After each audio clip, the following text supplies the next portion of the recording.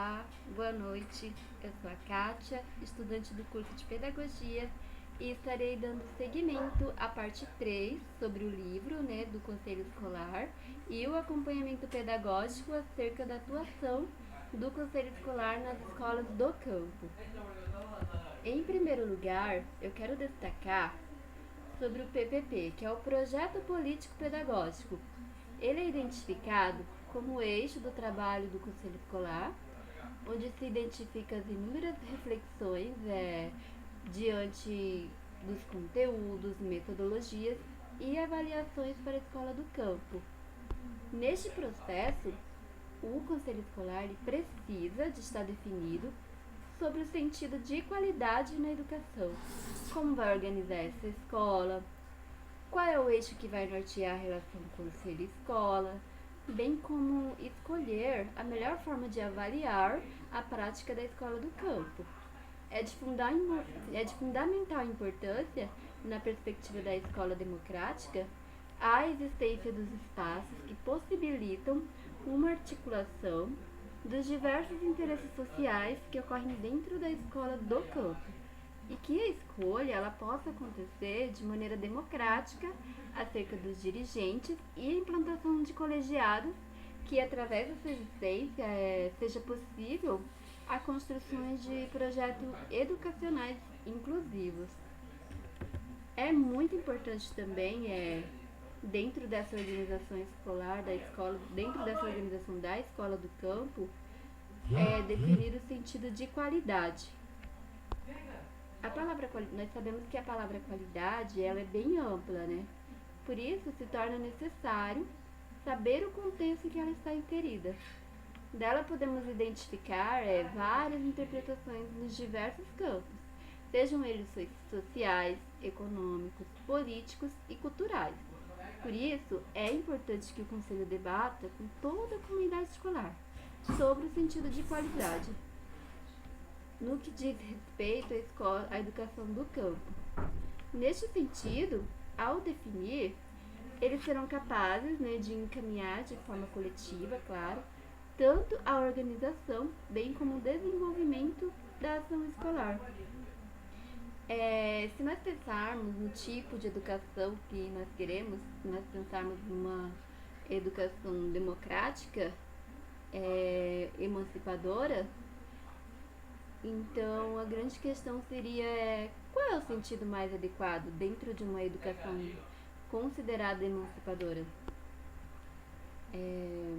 Porque nós sabemos que na escola do campo existem diversos reflexos negativos no que se refere ao sistema econômico, né? Por isso é importante questionar a sua finalidade, os seus objetivos, para que assim possa identificar o tipo de educação que se almeja e, nesse sentido, também encontrar a melhor organização desse espaço.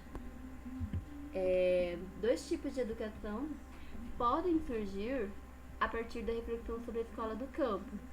Uma é a escola que reforça a manutenção da realidade vigente, aquela que se volta apenas para o conteúdo, onde o aspecto técnico é o mais enfatizado. A outra é uma escola que vai se apresentar como instrumento para a transformação da realidade, onde a educação almejada é a educação emancipadora, que por ter caráter político-pedagógico, ela torna-se mediadora de transformações sociais. Nestes dois modelos de escola citados, existirão os conteúdos, aqueles que serão desenvolvidos dentro da sala de aula, a metodologia em que o professor vai trabalhar, a avaliação das aprendizagens e também o processo participativo dos diversos segmentos nas atividades escolares. Sabendo onde deseja chegar e que tipo de educação deseja desenvolver, o Conselho Escolar pode iniciar uma ação consciente e propositiva no coletivo da escola do campo. Duas coisas ficam muito patentes, nas pesquisas sobre duas coisas nos estudos e pesquisas sobre a escola do campo ficam patentes. A primeira é a necessidade de que a sua organização ela seja pensada de forma coletiva. A segunda é que essa organização ela tenha como base a realidade onde está localizada. Certamente, essas duas considerações parecem fundamentais para a organização da escola do campo. Dentro dessa organização também, duas questões podem ser levadas em conta. A primeira é a importância, né, da educação de jovens e adultos, como um tipo de educação diferenciada e motivadora, tendo em vista, né, os dados estatísticos que demonstram a pouca escolaridade da população rural. A segunda é a delimitação do aluno como foco educacional, indicado pelo cuidado que a escola deve ter com as potencialidades e necessidades apresentadas pelos estudantes. No que tange às questões administrativas, grande parte das escolas do campo não tem funcionários, diretores, são multisseriadas e tem um alto grau de isolamento das demais escolas.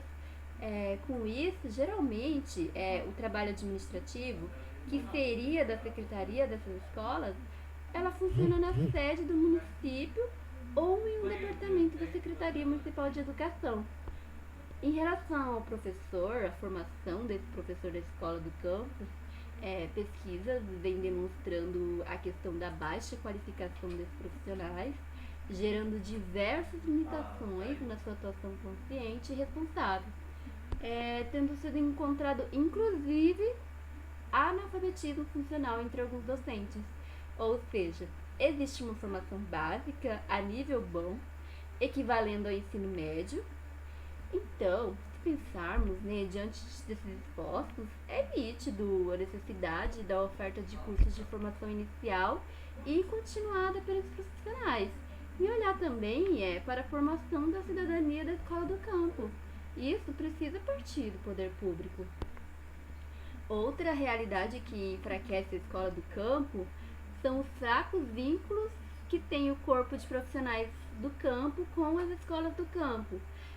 Não é um corpo nem do campo, nem para o campo, nem construído por profissionais do campo.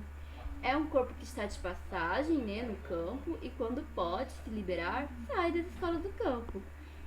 Por aí não haverá nunca um sistema de educação do campo. Isso significa dar prioridade à política de formação de educadores.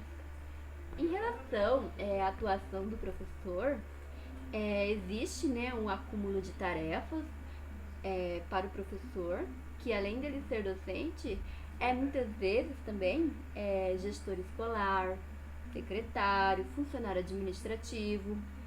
Outra questão também existe um grande isolamento do trabalho docente, na medida em que o professor ele trabalha sozinho, praticamente sem contato com outros professores, orientadores ou supervisores, né?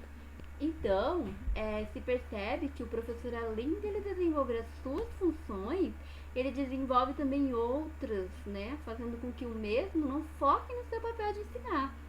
Além do mais, se torna impossível, dentro desse isolamento, a possibilidade de desenvolver projetos interdisciplinares. Por isso se torna necessário e importante o desenvolvimento de ações que visam a valorização profissional e o estabelecimento de planos de cargos e salários, e que sejam, né, compatíveis com a alta prioridade da escola do campo.